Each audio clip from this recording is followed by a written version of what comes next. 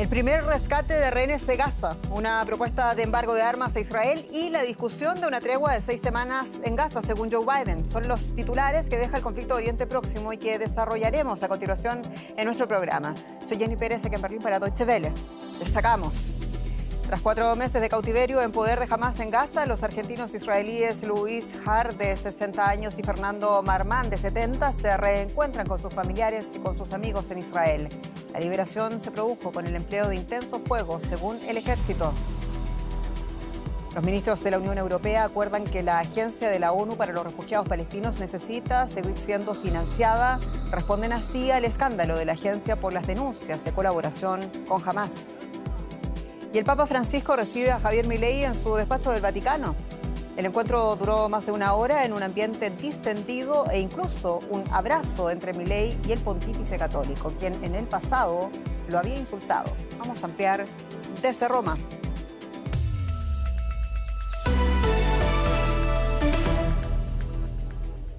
La primera liberación de rehenes de Gaza. 2 rehenes argentino-israelíes fueron liberados en una masiva operación militar llevada a cabo en la madrugada de este lunes por el ejército de Israel en la Franja de Gaza. Los 2 hombres habían sido secuestrados por el grupo islamista Hamás durante los ataques terroristas del 7 de octubre y estaban retenidos en la ciudad de Rafah, en el sur del enclave. El rescate supone la esperanza para el resto de los familiares de los más de 130 rehenes aún en poder de Hamás. Abrazos en el reencuentro con los familiares. Luis Har y Fernando Simón Marman fueron rescatados por el ejército y las fuerzas de seguridad israelíes en un operativo llevado a cabo en Rafah la pasada madrugada. Tras 128 días secuestrados por Hamás, están siendo examinados en el hospital, cuya dirección afirma que su condición es estable. Para sus familias, la sensación de alivio se mezcla con la preocupación por los rehenes que siguen secuestrados. Por suerte para nuestra familia lograron rescatarlos, pero debo decir que el trabajo aún no terminó. Hoy estamos contentos, pero todavía no hemos ganado. Es solo un paso más para traer a los otros 134 rehenes a casa. No importa si son bebés, mujeres, hombres o ancianos. Todos deben volver lo antes posible.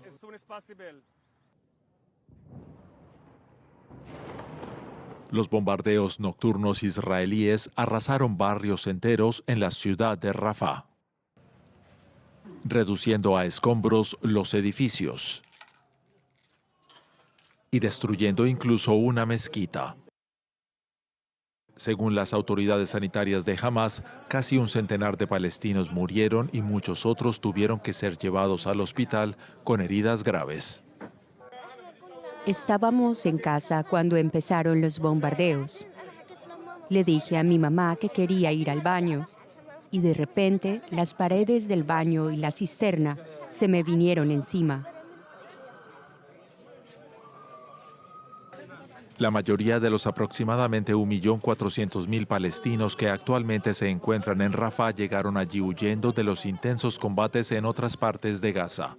El ejército israelí había designado esta ciudad como zona segura para los civiles. Pero los recientes ataques israelíes han terminado con cualquier sensación de seguridad que estos pudieran aún albergar. Y en medio de todo esto, los ministros de Exteriores y de Cooperación de la Unión Europea se mostraron de acuerdo en que es necesario seguir apoyando a la Agencia de la ONU para los Refugiados Palestinos. La agencia ha sido blanco de críticas por la denuncia del gobierno de Israel de que funcionarios colaboraron con el grupo terrorista Hamás en la preparación de la masacre del 7 de octubre en Israel, denuncia que obligó, recordemos, a la ONU a ordenar una investigación. Mientras la guerra continúa en la Franja de Gaza, una organización creada para ayudar a los palestinos está en crisis. Las acusaciones de Israel, que afirma que varios empleados de la UNRWA estuvieron implicados en los ataques terroristas del 7 de octubre, despertaron dudas en varios países donantes. Por supuesto, suspendemos nuestro aporte y exigimos una investigación rigurosa.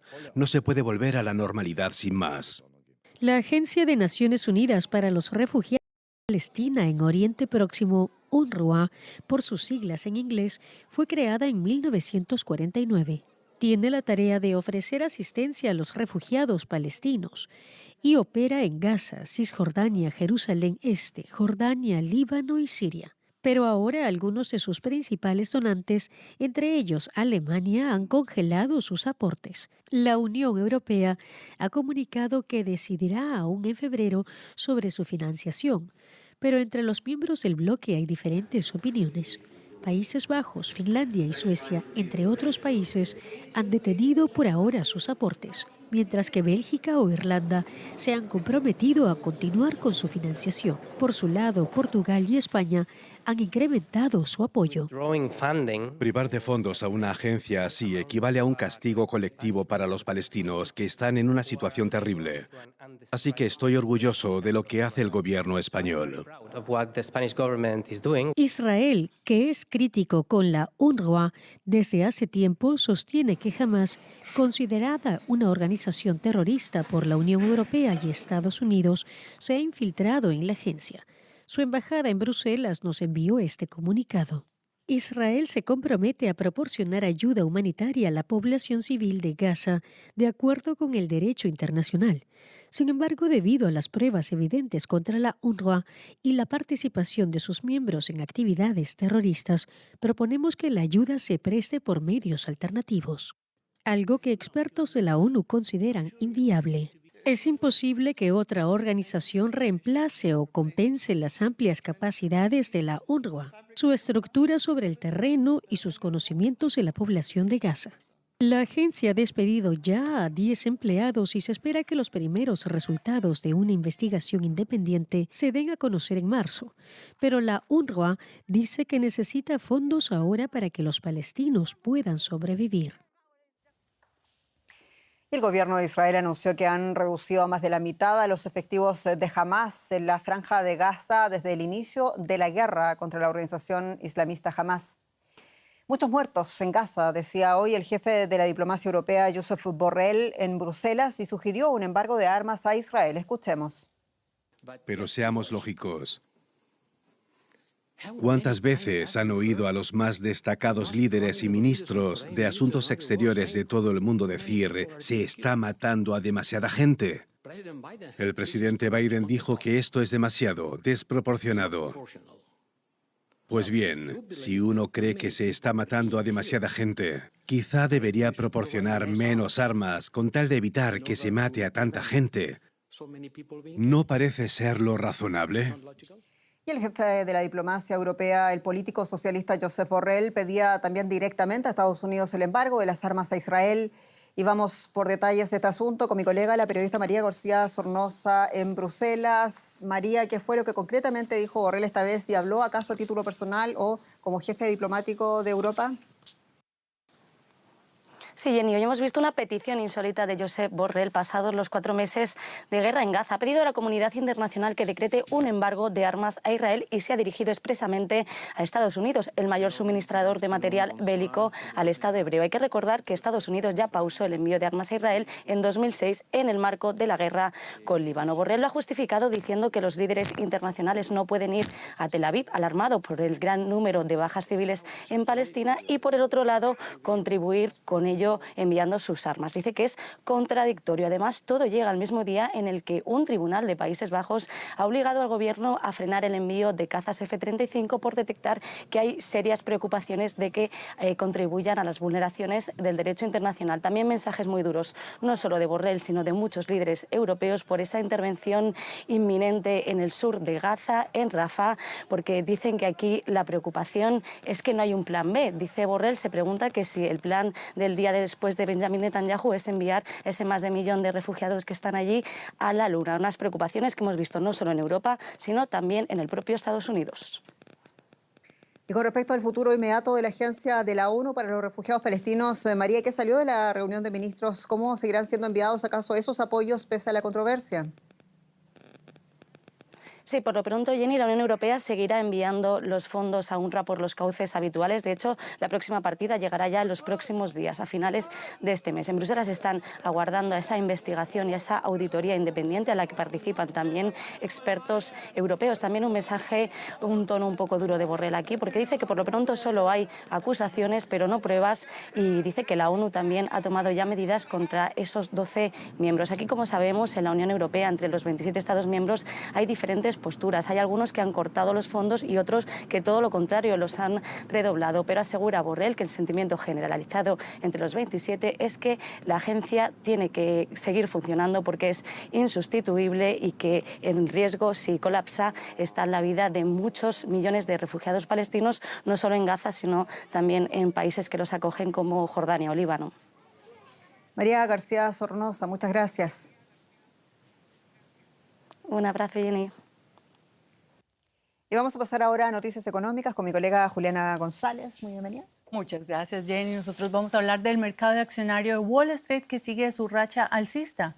El índice de referencia SP500 se lleva toda la atención, ya que la semana pasada superó por primera vez los 5.000 puntos. El boom de la inteligencia artificial le ha dado un nuevo impulso al sector tecnológico. Sobre sus hombros avanza este nuevo momento del mercado. Y una de las empresas es la fabricante de semiconductores NVIDIA. Según su director general, Jensen Huang, cada estado debería crear sus propios centros de datos para inteligencia artificial, pues solo así podrán aprovechar el potencial de esta tecnología. Según los expertos, NVIDIA controla alrededor del 80% del mercado mundial de estos chips de alto rendimiento. Y nosotros tomamos el pulso a Wall Street con mi colega Ana Nieto, por supuesto, desde Nueva York. Hola Ana, te saludo con mucho gusto. Cuéntanos cuáles son esos motivos para que se mantengan estas alzas ya consideradas históricas. Sí, los principales índices de la bolsa, tanto el Dow como sobre todo el SP500 y el Nasdaq, están en niveles récords porque los beneficios del último trimestre del año que se están dando a conocer en estas últimas semanas están reflejando una buena evolución de las empresas en el marco de una economía estadounidense que parece que no se toma muchos respiros en su senda del crecimiento y no hace más que retrasar su desaceleración. A esto se le unen las expectativas abiertas por la inteligencia artificial, como dices, que están aupando sobre todo a las empresas que desarrollan esta tecnología y la están empezando a aplicar. Por eso, 6 de los llamados 7 magníficos, Apple, Microsoft, Meta, Alphabet, Amazon y Nvidia, espero no haber olvidado de ninguno, están experimentando fuertes revalorizaciones. De hecho, Nvidia se ha apreciado en lo que va de año, solo en lo que va de año, un 50% y ya supera desde hoy la capitalización de Amazon. El séptimo magnífico, Tesla, está en sentido contrario, lleva perdido en lo que va de año casi un 23%. Lo que inquieta a los analistas es que la subida de estos índices es muy selectiva. Está sobre todo en manos de estas grandes empresas, estos 6 magníficos y un puñado de empresas más, por lo que hay muy pocas que estén subiendo con el índice. Por último, hay que esperar que las cifras que mañana se van a conocer sobre la inflación vuelvan a poner encima de la mesa de la Reserva Federal la posibilidad de una bajada de tasas de interés en marzo, algo que la Reserva Federal no quiere hacer. Ana, y hablemos de otro valor magnífico, aunque no pertenezca a esos 7, y es el alza del Bitcoin. ¿Cuál es la situación de la moneda digital?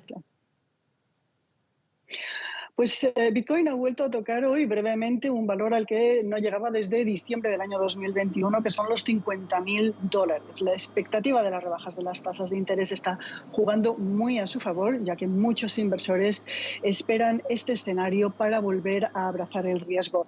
El otro empuje se lo dieron hace unas semanas la SEC, el regulador de los mercados, cuando aprobó la emisión de 9 ETFs, que son fondos cotizados que hacen seguimiento de su precio. Bitcoin estuvo a la baja cuando se aprobaron, pero la llegada de capital, casi $9.000 millones a estos ETFs, le ha vuelto a dar alas. Muchas gracias, Ana Nieto, por estos análisis y hasta muy pronto. Ya hablamos ahora de ese séptimo magnífico, que ya no lo es tanto. Se trata del fabricante de vehículos eléctricos Tesla, que retomó por completo la producción en su planta de Grünheide, en las afueras de Berlín, después de que se viera obligada a paralizar su operación durante 2 semanas debido a los ataques a buques en el Mar Rojo por parte de los rebeldes hutíes de Yemen. El director de la planta declaró que las cadenas de suministro recuperan el ritmo y que ya cuentan con las piezas necesarias para continuar produciendo. La planta emplea a 12.500 personas y fabrica 6.000 todoterrenas eléctricas a la semana. Y la empresa química alemana BASF acelera su salida de 2 empresas conjuntas en la región autónoma uigur de Xinjiang. Esto se debe a los informes de que su socio local estaba implicado en violaciones a los derechos humanos de los uigures. La decisión de BASF presiona ahora a otras empresas alemanas como Volkswagen para que sigan su ejemplo. BASF tiene 2 plantas en la región de Xinjiang. Y el gigante alemán de la química está pensando en cerrarlas antes de lo previsto, después de que su socio comercial Markor fuera acusado de estar implicado en la represión a la minoría uigur allí. Tenemos documentos recientes de la propia página web de Markor e informes de medios estatales y otros medios chinos con fotos que muestran al personal de Markor implicado en esto. Y en todos ellos se habla del hecho ampliamente conocido de que el Estado no solo usa funcionarios, sino también compañías y otras entidades para enviar equipos que espían a los uigures y los identifican para internamientos masivos. Durante años se ha acusado a China de reprimir sistemáticamente a los uigures y a otras minorías musulmanas. Según organizaciones de derechos humanos, más de 1 millón de personas han sido internadas en campos de reeducación en la región de Xinjiang. China rechaza las acusaciones y sostiene que está llevando a cabo un programa de desarrollo en la región. Varias empresas han abierto sedes en Xinjiang recientemente, incluido Volkswagen, el gigante de la automoción. Tras el anuncio de retirada de BASF, políticos alemanes piden a Volkswagen que también abandone sus plantas en la región. Pero el gobierno chino entiende estos cierres como una crítica abierta. Además, hay mucho en juego para las empresas, pues China es un mercado importante. BASF, por ejemplo, tiene numerosas plantas y está invirtiendo unos $10.000 millones en Guangdong. China es un mercado esencial para Volkswagen, que vende 4 de cada 10 de sus automóviles en ese país. Bueno, Jenny, así están las cosas en el mundo de la economía. Muchas gracias, Juliana. Te invito a ver lo que pasó hoy día en el Vaticano, porque allí el presidente argentino Javier Milei se reunía este lunes con el Papa Francisco en un encuentro que generaba naturalmente especial interés por los contrastes ideológicos entre ambas figuras. Milei y el pontífice argentino escenificaban su acercamiento con una audiencia de alrededor de 1 hora en la Santa Sede. Durante su campaña electoral, el político populista de derechas argentino se había calificado a su compatriota vinculado al ala más progresista de la Iglesia Católica como representante del maligno en la tierra. Nos acompaña Darío Menor en Roma con los detalles de este mediático encuentro en el Vaticano. Darío, saludos. El Papa y el presidente Milei reunidos por más de 1 hora. ¿Qué trascendió de este encuentro? Algunos medios hablan de que habrían abordado la crisis económica de Argentina. Así es, saludos desde Roma. El encuentro ha durado más de 1 hora, una duración insólitamente larga para este tipo de audiencias privadas que se desarrollan en el Vaticano. En cualquier caso, más de lo que se prolongaron los encuentros del Papa Francisco con los anteriores presidentes argentinos. Hemos sabido que entre los temas tratados destaca el polémico plan de choque planteado por Milei para reactivar la economía argentina. También ha estado sobre la mesa la situación de pobreza que sufre alrededor ya del 40% de la población en Argentina. Es un tema que preocupa mucho al pontífice y también ha estado presente estas 2 cuestiones en el encuentro que ha mantenido Milei después con el secretario de Estado de la Santa Sede, el cardenal Pietro Parolin. Han analizado además la situación de relaciones que vive el Estado con la Iglesia argentina y finalmente el otro gran tema que estaba sobre la mesa es la invitación que le hizo el pasado mes de enero el presidente argentino a su compatriota Jorge Mario Bergoglio para que visite Argentina. Es una visita que podría tener lugar probablemente en el mes de noviembre, a finales de este año. No, recordemos que el Papa, que es argentino, nunca ha visitado su país, estuvo en Perú, estuvo en Chile, pero no en Argentina. Y el presidente Milei llegó a llamar al Papa en su momento en la campaña, lo llamó comunista, dijo de él también que era el representante del maligno de la tierra, son cosas que quedaron grabadas. ¿Por qué pese a todo el presidente argentino insiste en esta escalada en el Vaticano? ¿Por qué pese a todo vemos este encuentro? Lo cierto es que la presencia de Milei aquí en Roma constituye de alguna manera el punto importante de este cambio de postura que ha mantenido respecto a Jorge Mario Bergoglio. Durante la campaña, como bien dice Jenny, le dedicó insultos muy duros. En cualquier caso, Francisco no respondió a ellos, consideró que se trataba de las típicas declaraciones de campaña electoral y dijo que lo que había que hacer era juzgar a los políticos por lo que hacen, no por lo que dicen, cuando lo que están haciendo es tratar de buscar el voto y hacer ruido en la campaña. Milei ya fue reculando, llamó al Papa después de su victoria electoral. En enero, como contábamos, le mandó una carta invitándole a Argentina y también le vimos el domingo dándole un efusivo abrazo durante la ceremonia de canonización de Mamantula, la primera santa argentina. Este acercamiento al Papa, que supone en cualquier caso un espaldarazo para Milei a nivel tanto nacional como internacional, ha tenido hoy su culmen con este encuentro de más de una hora con el Papa Francisco, y después el presidente argentino ha mantenido aquí en Roma encuentros tanto con la primera ministra italiana Giorgia Meloni como también el jefe del Estado, Sergio Mattarella. Nos alegramos de este reencuentro entonces. Darío Menor, muchas gracias. Allá en Roma. Saludos, gracias a ustedes. Y nos fijamos ahora en Ecuador porque en medio de la guerra interna contra el crimen organizado, un juez constitucional del Estado ecuatoriano ordenaba a la Defensoría del Pueblo investigar supuestas acciones de torturas por parte de militares en varias cárceles del país. Además de la investigación de las posibles torturas, el magistrado de la ciudad de Guayaquil obliga también a las autoridades a prestar atención médica continua a los presos. La Defensoría del Pueblo dispone ahora de un plazo de 45 días para indagar las denuncias por parte de los reos sobre supuestos actos de tortura. El gobierno de Ecuador declaró a principios de este año el estado de excepción para poner fin a una serie de motines en las cárceles, y la inseguridad afecta fuertemente y especialmente a los jóvenes de este país. Según datos de la UNICEF y el Ministerio del Interior de Ecuador, en los últimos 4 años los homicidios a menores han aumentado en un 640%.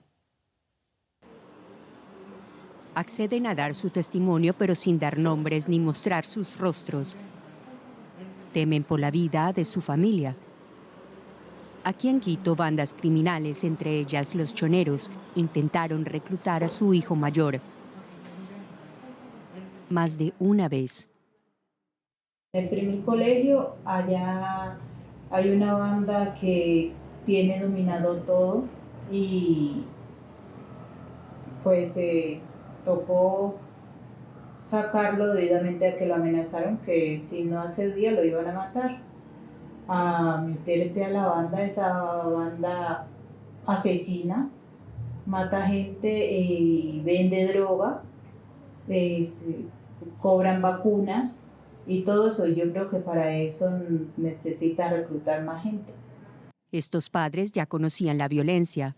Llegaron desde Colombia, donde eran perseguidos. Por eso optaron por Ecuador para poder vivir en paz. Un sueño incumplido. Cada vez más familias afrontan una realidad entre conflicto y balas, sin poder ofrecerles a sus hijos una infancia normal. Sobre todo en la costa de Ecuador, donde los grupos criminales se han hecho fuertes. En los últimos 4 años, los homicidios de menores han aumentado un 640%. Y también aumentaron los reclutamientos forzados, confirma UNICEF Ecuador.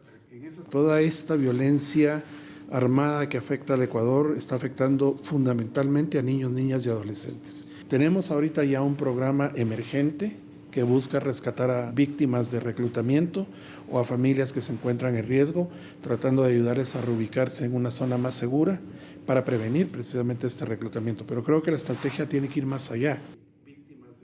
La prevención y la educación para reducir riesgos son algunas de las claves. En el sur de Quito, otra familia colombiana está preocupada por el futuro de sus 2 hijos. Intentaron comenzar una nueva vida en Ecuador. Fueron reubicados de Esmeraldas, una de las zonas más complicadas del país. Yo jugaba fútbol y tenía que recorrer un camino largo para poder llegar al lugar donde entrenaba. Entonces siempre estaban personas pues como tratando de amedrentarme o asustarme. Entonces llegaron a amenazarme porque era como una frontera invisible el lugar que yo pasaba. prácticamente trataron de golpearme y desde ahí no pude volver otra vez a entrenar. Lo que la familia vivía en Esmeraldas les recuerda mucho a lo que vivían en su patria. Escuchábamos mucho de 7 personas muertas, una familia muerta cada día. Entonces pensábamos como que, ¿qué va a pasar con nuestros hijos? Ya uno no piensa ni siquiera en uno, sino como en la protección de nuestros hijos. Entonces, la violencia todavía continúa, que ahora lo viven nuestros hijos y como que se repite la historia, no en nuestro país, sino que ya lo vivimos en otro país. Estas familias están pensando en irse de nuevo, lejos, en búsqueda de un hogar, un futuro y paz. Más noticias internacionales a continuación. Un incendio de gran magnitud se desató el lunes en un almacén de insumos químicos en Lima, la capital de Perú. Según las autoridades, un chico de 20 años resultó herido con quemaduras. El fuego, que empezó por la mañana, causó hasta 10 explosiones y ha afectado a varias viviendas aledañas.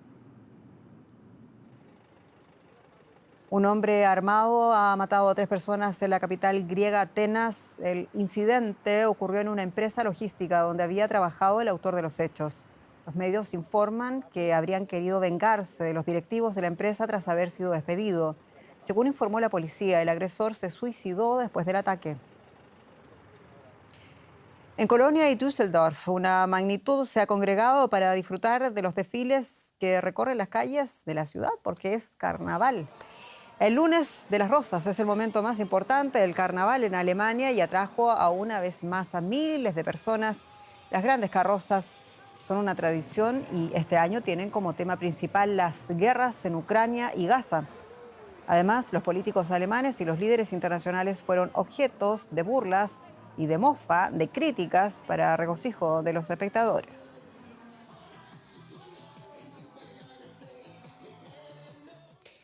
Y con el carnaval en Alemania nos despedimos. Muchas gracias como siempre por su sintonía y confianza. Soy Jenny Pérez para Deutsche Welle aquí en Berlín. Muchas gracias y hasta pronto.